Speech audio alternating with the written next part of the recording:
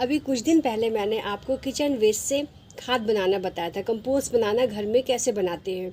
बहुत ही इजी तरीके के और बिना किसी मेहनत के वो इतनी अच्छी तैयार हो गई है। पहले ना मैं घर पे बनाती थी पूरी कंपोस्ट किचन वेस्ट से, जितने भी फलों सब्जियों के छिलके होते थे मैं कभी नहीं फेंकती थी, और बोरियों में भर के उसमें मिट्टी मिलाकर और उसमें थोड़ा सा गुड़ का पानी और थोड़ा सा खट्टी छाछ मिक्स कर मैं कंपोस्ट घर में तैयार कर लेती थी। पर इधर इतना ज़्यादा काम बढ़ रहा था, मेरा प्लांट्स भी मेरे जा रहे हैं और एरिया भी बड़ा, मतलब एरिया तो बड़ा है ही, और उनको कवर करने के मेरे काम बहुत बढ़ रहे थे, जिसकी वजह से ना मुझे मतलब तकलीफ़ भी होती थी, कभी कभी पैरों में दर्द, कमर में दर्द काफ़ी हो जा रहा था। तो फिर मैंने ना किचन वेस्ट से जो कंपोस्ट बनाने का काम है बिल्कुल पूरी तरह से बंद कर दिया था। मैं अपने सारे वो छिलके हैं वो मैं फेंक दे रही थी, स्वीपर को दे रही थी। पर जो बनाना पील होते ना, उसके लिए मुझे कसक होती थी, क्योंकि वो बहुत अच्छा फर्टिलाइज़र है। अभी जो जितने भी गुलाब के हैं या हिबिस्कस है, जितने भी फ्लावरिंग प्लांट्स हैं, उनके लिए बनाना पील बहुत ही बेस्ट है। तो उसे फेंकने के लिए मुझे मोह हो रहा था। तो बस मैंने ये सोचा था कि सिर्फ केले के छिलकों को ही मैं उसकी कंपोस्ट बनाऊंगी, बाकी सब कुछ फेंक दूंगी। तो मेरे पास बहुत बड़े बड़े टब हैं जिसमें मैंने प्लांट्स लगा रखे हैं, ख़ास तौर पे हिबिस्कस या जो बेल वाले फ्लावरिंग प्लांट है, जो परमानेंट जो प्लांट्स हैं, वो मैंने सब टब में लगा रखा है। तो उसमें एरिया ज़्यादा है, मिट्टी ज़्यादा है, तो उसी को ही मैंने किनारे किनारे से खोद के उसमें केले के छिलकों को दबा दिया था। यकीन मानिए 15 दिन के अंदर उसमें वो छिलके कहाँ चले गए कुछ भी पता नहीं है। तो आज मैं आपको वही दिखा रही हूँ। लगभग 15 दिन हो गए होंगे, तो कैसी मेरी ये खाद तैयार हुई है वो भी आपको दिखा रही हूँ। और फिर मैं और उसी में ही और दूसरे छिलके हैं उनको फिर से मैं दबा रही हूँ। एक तो उससे क्या फ़ायदा है, एक तो पूरे प्लांट जो पॉट है उसको कंपोस्ट मिल रही है, और जो उसमें एक्स्ट्रा बन रही है फिर उसको खोद के अपने दूसरे गमलों में भी थोड़ा थोड़ा दिया जा सकता है।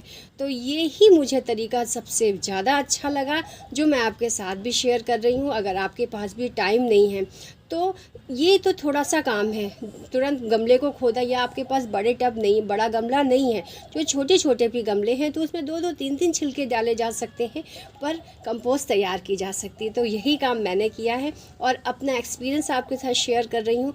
ज़रूर आपको पसंद आएगा, और अगर आपको मेरा ये वीडियो अच्छा लगे तो लाइक करिएगा। जो भी मेरे चैनल में न्यू आए हैं प्लीज़ सब्सक्राइब ज़रूर करिएगा।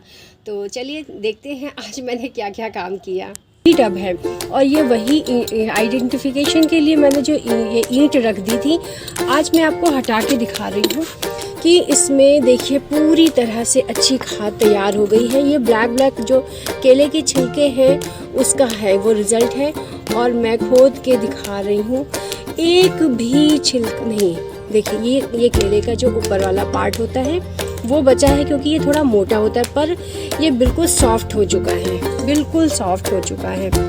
तो इसको किनारे करते हैं और देखते हैं। देखिए था काम बढ़ रहा था वो कंपोस्ट बनाने में, और समय समय पे फिर उसको पलटो, सब अकेले नहीं होता है घर बाहर सारा काम। तो देखिए बिल्कुल एक भी छिलका नहीं दिखाई दे रहा है। अब थोड़े मोड़े कीड़े तो होते ही हैं, और ये कीड़े जो होते हैं वो कोई हार्मफुल नहीं होते हैं, अच्छे ही होते हैं, मिट्टी को यही तो उपजाऊ बनाते हैं, तो इसमें डरने की कोई बात नहीं है। अब ये बिल्कुल यूज़ करने लायक है, इसको कहीं भी अपने प्लांट्स में, फ्लावरिंग वाले प्लांट्स में एक एक मुट्ठी दी जा सकती है। और ये तो प्लांट पा ही रहा है, इसका सारा न्यूट्रिशन ये प्लांट पा रहा है, और साथ में ये दूसरों को भी अच्छी सी खाद तैयार करके दे रहा है। ये भी देखिए पूरी तरह से ये सॉफ्ट हो चुकी है, पर अभी मैं इसको इसी में फिर से दबा दे रही हूँ कि ये और अच्छे से बिल्कुल मिट्टी जैसा हो जाए खाद जो है।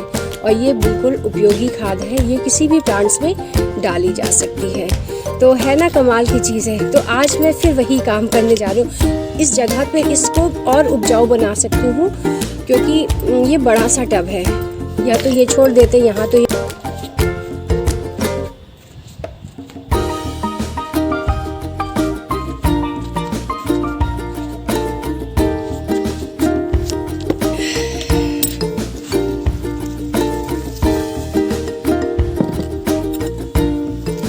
यहाँ पे भी मैं आपको दिखाऊं, यहाँ पे भी पूरी तरह से खाद तैयार हो गई है। एक भी छिलका नहीं दिखाई दे रहा है, बस ब्लैक ब्लैक जो दिख रहा है वो है। एक इधर बनाई थी और एक ये ईंट रखी है, इसको भी मैं हटा दे रही हूँ।